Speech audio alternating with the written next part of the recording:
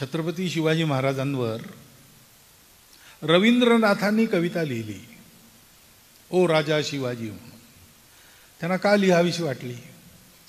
तेव्हा काही इतकी साधनं नव्हती आणि शिवाजी महाराजांचा इतका परिचय नव्हता. चेन्नईला समुद्रकिनाऱ्यावर दुर्गेचं मंदिर आहे, तिथे पट्टा आहे, या ठिकाणी अमुक अमुक दिवशी शिवाजी महाराज येऊन गेले, त्यांनी या मंदिराकरता अमुक अमुक व्यवस्था कायम केली. जिंजीच्या किल्ल्यानंतर मंदिर आहे, तिथे असं आहे. ठिकठिकाणी या खुणा आहेत. शैल्य मल्लिकार्जुनला अशीच खूण आहे.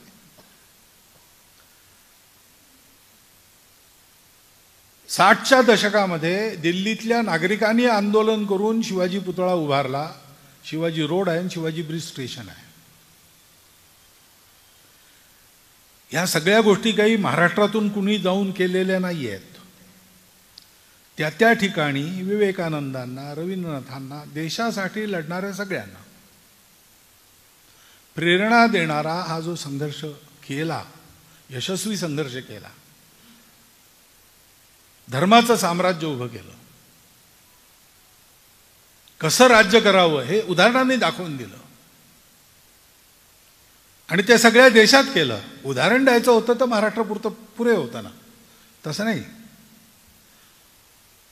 ते साम्राज्य याच्याकरता पाहिजे की त्या साम्राज्यात सत्यम शिवम सुंदरम नांदलं पाहिजे आणि जोपर्यंत हा समाज आपली मूल्य घेऊन हे राज्य तिथपर्यंत नेत नाही तोपर्यंत हे होत नाही.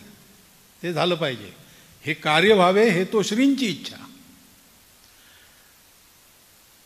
ईश्वरीय कार्याचे आपण साधक आहोत अशी भावना असते. तेव्हा मग छत्रपती शिवाजी महाराज सिंहासनाधीश्वर झाल्यावर सुद्धा श्रीशैलमला जेव्हा जातात तेव्हा एक क्षण असा येतो की ते स्वतः समर्पण करायला बिलकुल तयार होतात.